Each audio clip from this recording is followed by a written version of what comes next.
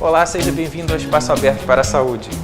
No programa de hoje vamos falar sobre gerenciamento dos resíduos de serviços de saúde, que visam minimizar a produção desse tipo de material e proporcionar a esses resíduos descartados encaminhamento seguro e de forma eficiente, que visa a proteção das pessoas e do meio ambiente. Mas e quanto aos materiais utilizados em casa, como agulhas, onde são descartados? O que será que as pessoas na rua pensam sobre isso? Você sabe para onde vão os resíduos dos hospitais, postos de saúde e clínicas? Eles devem ser descartados de forma adequada, mas eu não tenho certeza para onde eles vão.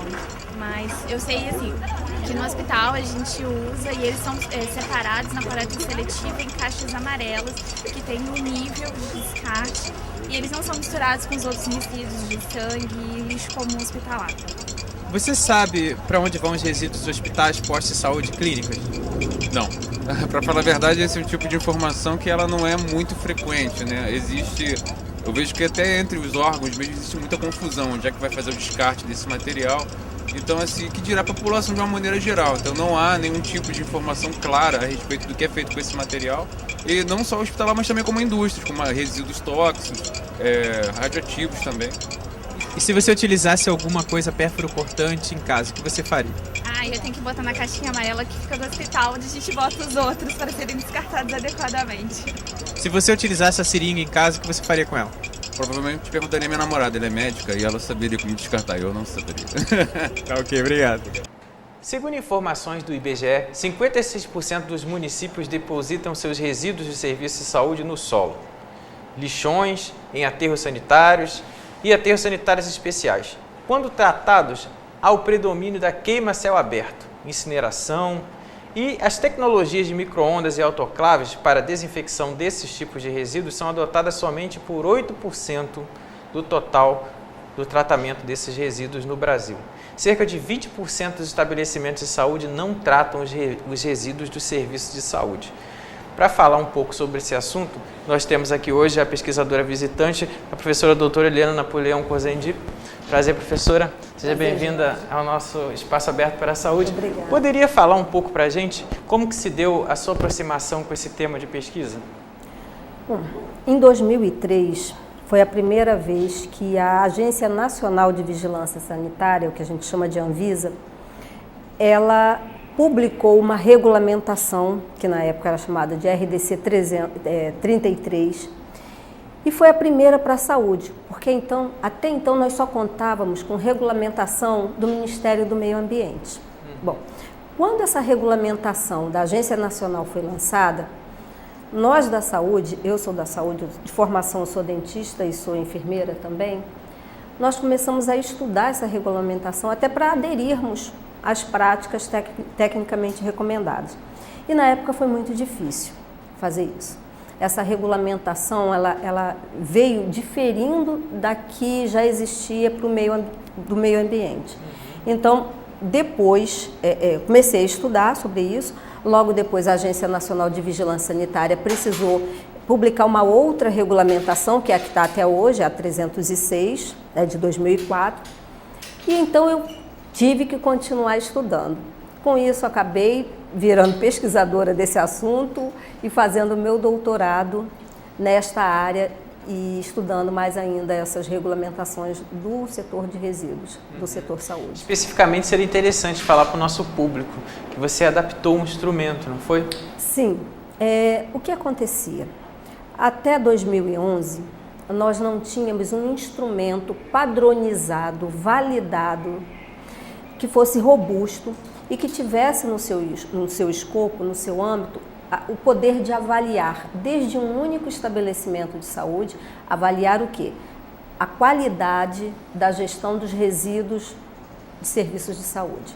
Então, nós não tínhamos esse instrumento que pudesse avaliar desde o estabelecimento de saúde até o país como um todo. Bom, quando na tese, na época do doutorado, eu descobri que existia esse instrumento, que era da Organização Mundial da Saúde, nós pedimos a autorização para a organização, ela cedeu numa transferência de tecnologia e eu pude fazer durante a tese a adaptação transcultural desse instrumento de avaliação e a validação dele para que ele pudesse ser usado então em território brasileiro. Então hoje nós já temos um instrumento de avaliação robusto, validado, padronizado, e que ele faz essa avaliação do nível de desempenho da gestão desses resíduos. Ou seja, ele avalia se está tendo destino correto e sendo tratado corretamente os resíduos de serviço de saúde. Também, mas ele ainda vai além, porque ele avalia também qual é o nível de atenção e de cuidado com a saúde do trabalhador. Não só do trabalhador inserido no hospital, que pode ser um médico, um enfermeiro, enfim, é um trabalhador da saúde, como também aquele trabalhador externo, que é o que maneja esses resíduos depois que ele sai do estabelecimento de saúde. Ele avalia também se esses trabalhadores são vacinados, qual o nível de capacitação e treinamento que eles recebem para lidar com essa responsabilidade do manejo desses resíduos. Ele avalia também a política pública local do município, então ele tem pergunta direcionada para o Ministério da Saúde em Brasília, para o Ministério do Meio Ambiente em Brasília. Então ele pega todos os âmbitos, né, de gestão. Todos os âmbitos, ele vai desde o nacional até o local. Então a pergunta vai para o diretor do hospital até a Vigilância Sanitária Nacional, passando pela Secretaria Municipal de Saúde, Estadual de Saúde. Interessante. Em sua opinião, como podemos minimizar esse risco de contaminação, visto que a gente já viu aqui na entrada do programa, várias cidades brasileiras não apresentam o local apropriado para descartar os resíduos provenientes de serviço de saúde? Pois é, esse é um problema estrutural, é um problema que eu não vejo uma resolução a curto prazo. Temos aí estratégias e políticas públicas e conscientização das pessoas. Enfim, o que cada um de nós pode fazer hoje, e aí é plausível, é conseguir separar, que a gente chama de segregar, separar os tipos de resíduos de serviço de saúde. Porque tem aquele que pode ser, inclusive, reutilizado, reciclado, e tem aquele que é rejeito. Ele não pode nem ser chamado de resíduo, ele é um rejeito, porque ele é perigoso. Então, se nós conseguirmos separar bem os resíduos, nós vamos ter uma quantidade bem menor de resíduo perigoso, porque, na verdade, o que se gera de resíduo perigoso é uma fração bem menor, está em torno de, no máximo, 18%. E todo o restante é passível de uma destinação menos, vamos dizer assim, custosa, economicamente falando. É porque a gente entrevistou algumas pessoas na rua e elas realmente não sabem o que fazer com algum pérfuro cortante, por exemplo, que utiliza em casa, agulha, seringa, uma ampola de algum medicamento que tenha utilizado, e descartam no lixo comum. E teve até uma entrevistada que falou que, como ela é da área da saúde, ela levava para o hospital, mas nem todas as pessoas têm acesso a levar o material para o hospital. Nesse caso, fica complicado, né? Exato. E tem um outro porém. É complicado também porque não é seguro. Então, por exemplo, um carro hoje ou uma pessoa, para transportar um resíduo perigoso, o pérfuro cortante é considerado um resíduo perigoso. Ela precisa de uma licença, o transporte precisa estar sinalizado que ela está levando aquele tipo de resíduo. Então, não há legalmente uma permissão, mesmo sendo um enfermeiro, um médico que saiba com o que está lidando, ele não tem permissão legal para transportar isso no ambiente externo do hospital.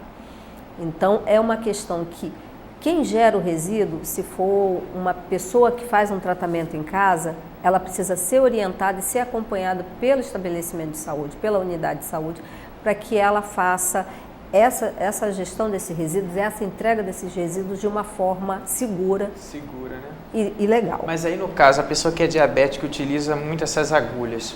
A orientação é essa, então. Conversar sempre com quem está fazendo o manejo desse tratamento dessa pessoa diabética e dali ela vai ter orientação de como armazenar e fazer o quê? Levar até o posto? Exato. Bom, então a unidade, essa pessoa ela é sempre acompanhada por uma unidade de saúde.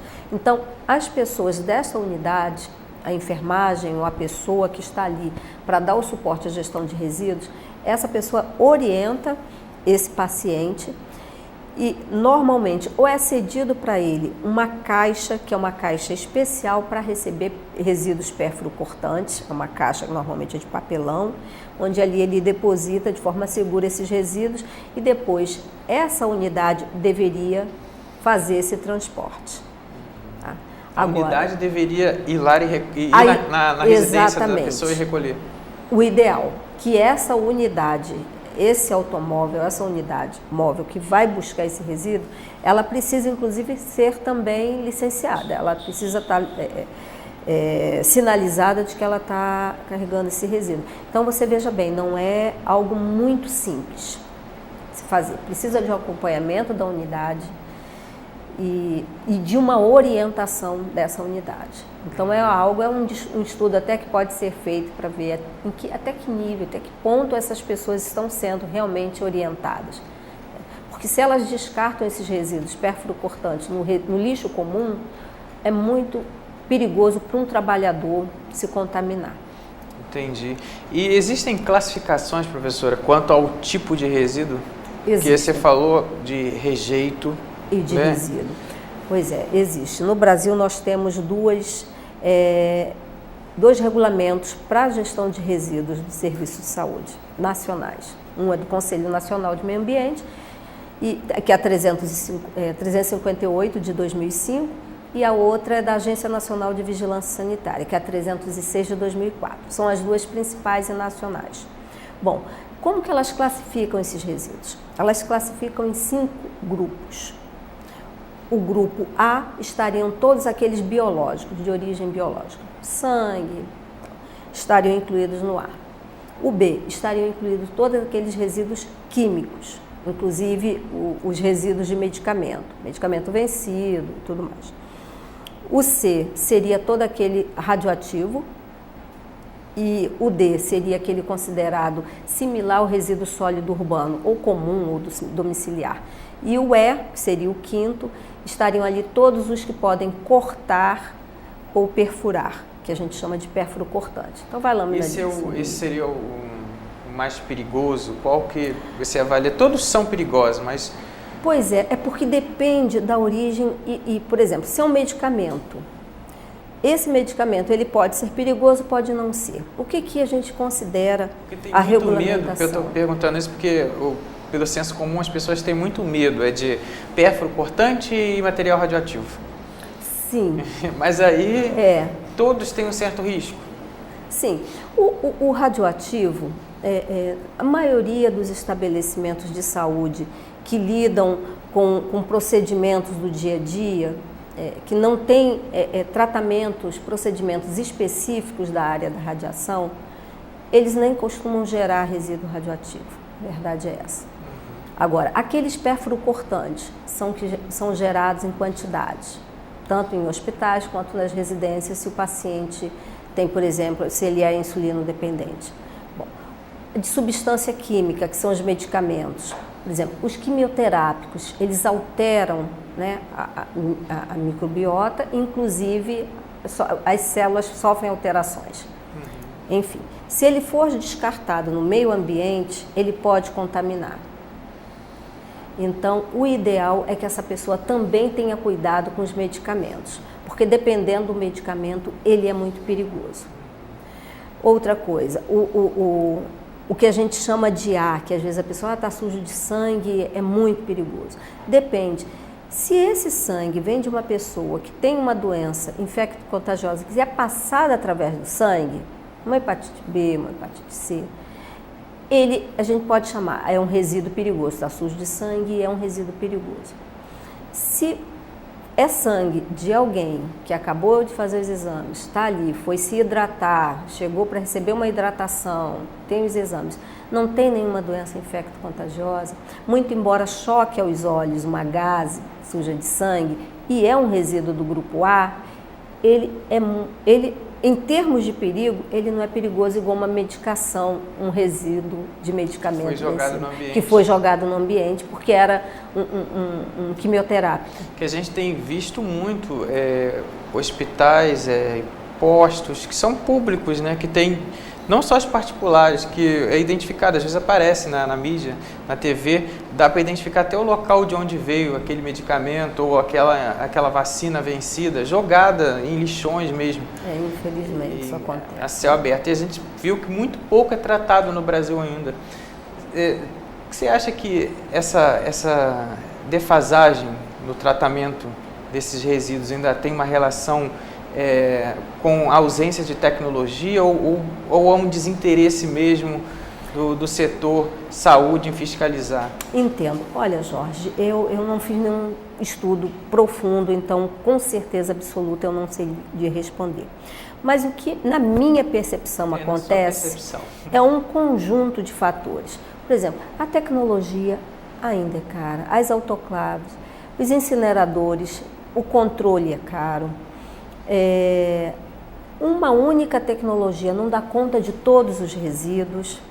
A outra questão é se esses resíduos forem misturados, se eles não forem segregados, separados na fonte no momento que eles são gerados, o que acontece com esses resíduos é que eles misturados a um químico, como é que você trata? O resíduo químico deveria ser tratado de um jeito, biológico de outro. Quando você trata os dois juntos, o tratamento nem sempre é eficaz. E a tecnologia também sofre um desgaste. Então, na verdade, é um conjunto de fatores. Um outro momento, o que acontece é a capacitação, o treinamento e a formação dos responsáveis por lidar com essa gestão de resíduos dentro dos hospitais. Então, nem sempre também eles conseguem ter todas as informações necessárias para repassar para a população do hospital. E como se dá, professor, então, esse preparo das pessoas que lidam com esse tipo de material? Pois é, na época que eu fiz o meu estudo, na tese de doutorado, que eu fiz o levantamento dessas informações em Niterói, esses grupos, eles ainda não estavam bem formados para isso. A verdade é essa. Muitos procuravam ler e se capacitar, lendo, comprando livros, perguntando a quem já está estudando um pouco mais. Não vi uma política de formação para essas equipes responsáveis pela gestão de resíduos dentro dos hospitais. Mas, na verdade, isso deveria ser feito com treinamento contínuo, deveria, né? E o Ministério tem, né, algum manual, alguma coisa que oriente para treinamento das pessoas? Tem um manual de 2006, além da própria regulamentação. Tem também um manual da Agência Nacional de Vigilância Sanitária para os hospitais, que é de 2006, e tem também para os dentistas. O que acontece é que os anos vão se passando, a tecnologia vai mudando, os próprios resíduos, a gente tem uma necessidade de usar os descartáveis na saúde, é uma necessidade. Então há também uma evolução desse setor produtivo, da indústria da saúde. Então, quase que todo dia tem uma dúvida nova sobre um resíduo. Como eu classifico esse resíduo? Porque dentro do grupo A, mesmo o resíduo sendo de origem biológica e às vezes de origem infectante, ele tem subgrupos que vai de A1 a A5. Então, em alguns momentos, o próprio profissional tem dúvida, como eu classifico esse resíduo? Ele é um resíduo A1, A2, A3, A4, porque dependendo da periculosidade desse resíduo, ele é enquadrado num subgrupo ou no outro.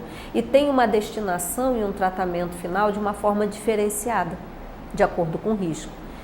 Então, um manual é uma iniciativa ótima, mas ainda há necessidade de formação e de capacitação contínua para acompanhar essa evolução natural. Interessante. E quem compõe essa equipe que lida com esse material no hospital, no serviço de saúde?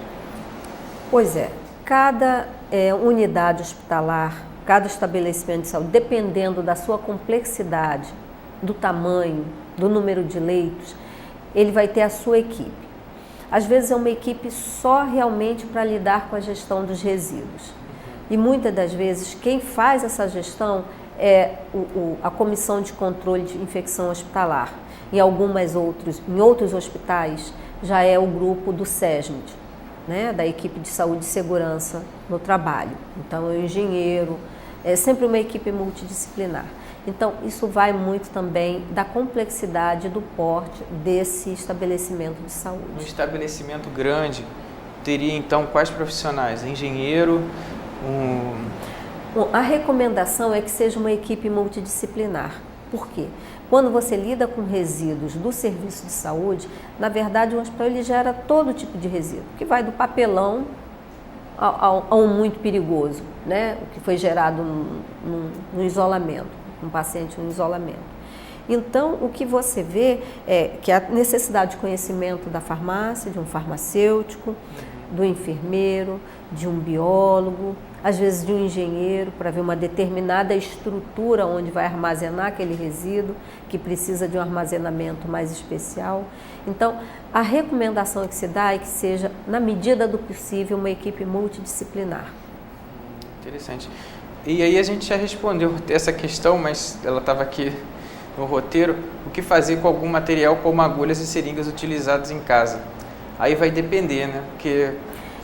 o ideal é que essa pessoa, que faz seu tratamento em casa, que gera um tipo de resíduo, seja um resíduo de medicamento que sobrou porque houve uma troca, principalmente um quimioterápico que é para tratar o câncer. Porque alguns hospitais eles recebem o restante dos medicamentos, são medicamentos vencidos, não tem algum? Sim, alguns hospitais já estão mais amadurecidos nesse sistema de gestão e já fazem isso. Mas a gente ainda, infelizmente, não pode dizer que isso é uma prática de todos os estabelecimentos de saúde. Então, o ideal é que essas pessoas que geram pérfuro cortante, e normalmente você vê que o cidadão tem assim, um cuidado. Eu posso jogar uma agulha aqui, quem vai pegar o coletor do resíduo, do lixo, pode se acidentar, pode se perfurar. Então ele tem. Bom, o que ele deve fazer? Sempre seguir a orientação do estabelecimento de saúde que acompanha ele. Em ele não tendo essa orientação ou tendo que esperar por essa orientação, o que ele pode fazer é colocar esses resíduos pérfuro-cortantes dentro de, por exemplo, um resíduo de um plástico grosso que não tem risco, um pote, uma lata, uma pote que ele vede bem e que ele sinalize por fora o que tem ali dentro, né? E bote num local mais alto, que não tem acesso, né, de crianças, até que ele receba uma orientação mais apurada da unidade que lhe acompanha. Então está bem explicada essa parte. Vamos agora às nossas perguntas por e-mail. Você que tem questões, mande para a gente espaçoabertosaude@gmail.com. Nós vamos agora começar respondendo a pergunta do Fabiano Souza, de São Gonçalo. Como se pode caracterizar um resíduo como contaminante hospitalar? Bom, contaminante, primeiro a gente teria aqui no conceito, né? O contaminante hospitalar. Eu imagino que ele deva ter pensado num resíduo sujo de sangue, numa seringa, que normalmente é o que vai no imaginário das pessoas. Bom, para seringa e para agulha, é essa caixa, né, que é de papelão, onde ela é justamente para guardar esses resíduos perfuro-cortantes. Né? Costuma ser amarela, dependendo do fabricante, que são os resíduos perfuro-cortantes. E aqueles que são sujos de sangue, luva suja de sangue, também são considerados infectantes. Então, eles também vão para um saco branco leitoso, que tem um símbolo de infectante, né, para as pessoas reconhecerem que ali dentro, que está ali dentro é perigoso, pode infectar, pode, né, contagiar.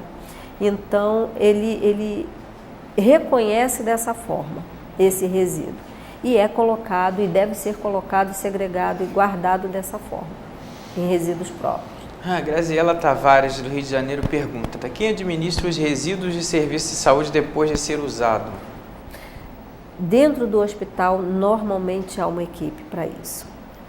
Mesmo que seja um pequeno hospital, de pequeno porte, normalmente tem, nem que seja uma pessoa que ela é responsável pelas ações de gestão de resíduos gerados naquele estabelecimento de saúde. Geralmente está ligado, como você colocou, a controle de infecção hospitalar, a equipe de controle de infecção.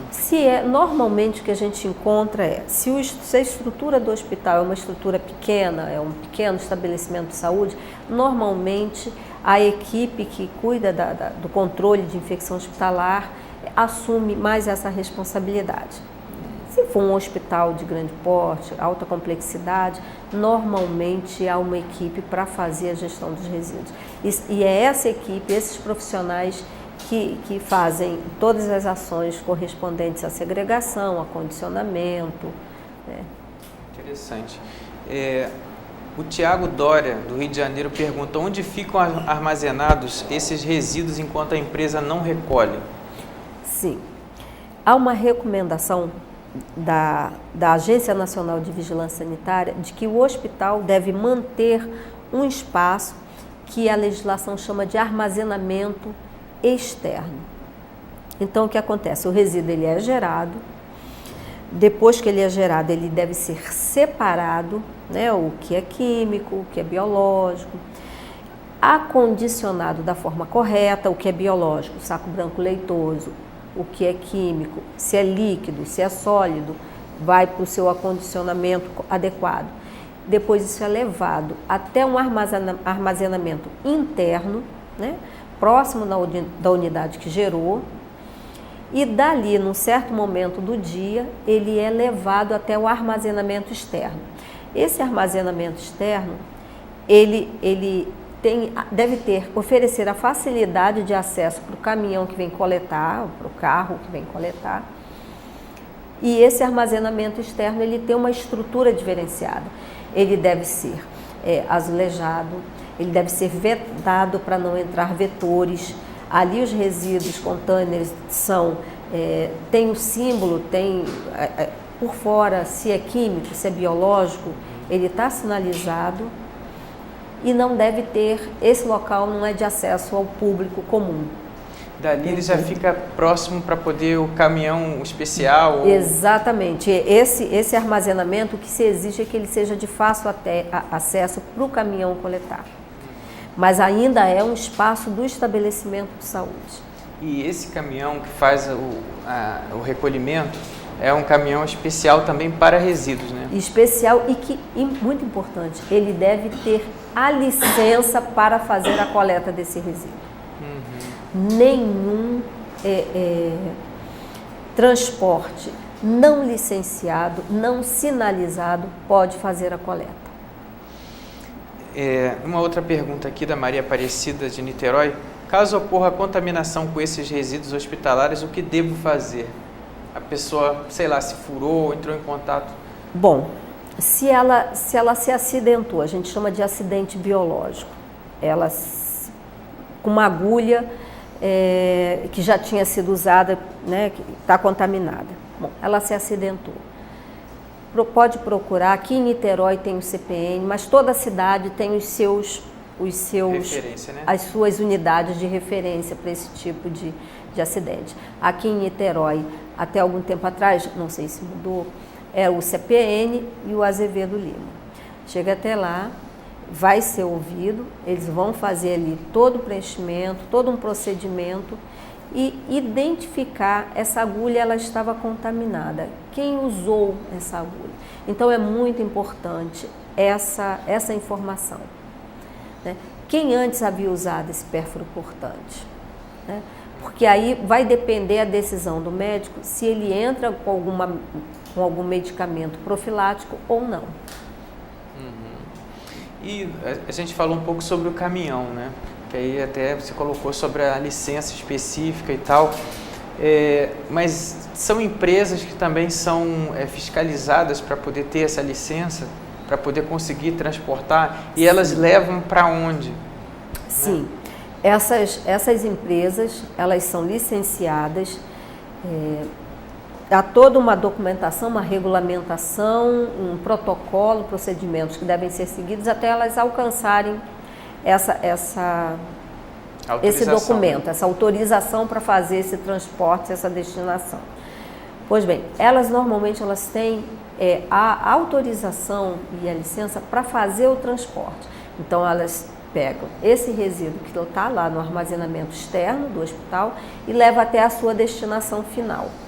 Mas também vai depender do tipo de resíduo. Se é um resíduo biológico, se ele é um resíduo biológico do tipo perigoso, porque saiu de uma enfermaria de isolamento, porque quem está ali tem uma hepatite. Não, porque eu queria entender se a empresa é responsável pelo local onde ela joga também. Não, ela é só responsável por transportar. Sim, o serviço dela é transportar. Agora, quanto à responsabilidade, se esse resíduo é destinado de uma forma inadequada, acaba sendo dela também, porque a gente chama de responsabilidade compartilhada ou solidária. Por exemplo, quem gera o resíduo é responsável por ele até a sua destinação final, mesmo que ele não transporte. A transportadora, ela também é responsável solidária, porque ela está levando o resíduo até a destinação final. E o espaço onde ele foi destinado, se não está adequado para receber esse resíduo, também é responsabilizado pelo poder público. Uma última pergunta do Maurício Pereira, de São Gonçalo. Se os resíduos contaminados forem jogados inadequadamente no ambiente, quais as medidas necessárias que devem ser tomadas? Pois é, vai depender, essa medida que a gente chama de medida mitigatória, ela vai depender do tipo de resíduo que foi destinado inadequadamente. Se é um resíduo químico, se ele é químico líquido, se ele é químico sólido, qual é o nível de periculosidade desse resíduo, de contaminação, de agressão desse resíduo, se ele é um resíduo infectante, se ele é só um resíduo biológico. Então vai depender da qualidade e da quantidade desse resíduo. A medida mitigatória para limpar o local, para se fazer uma medida de prevenção, vai depender do tipo de resíduo. Mas há que se ter realmente uma ação prevista para casos de acidentes ou situações em que, infelizmente, a intenção foi aquela. Interessante. Professora, em sua opinião, qual o grande desafio no manejo dos resíduos de serviço de saúde? Bom, eu vejo vários, mas aqui eu vou colocar dois. Bom, primeiro é a formação, que a saúde, que o setor saúde forme seus profissionais, capacite, dê mais informação, porque essas pessoas elas têm buscado sozinhas, porque elas querem fazer o melhor. Bom, além da formação, porque a saúde realmente está com uma série de problemas, então destinar verba para formação, para lidar com gestão de lixo, nem sempre isso é colocado como uma prioridade. Então esse é um desafio. O outro desafio é conseguir segregar da forma correta esses resíduos, não deixar misturar.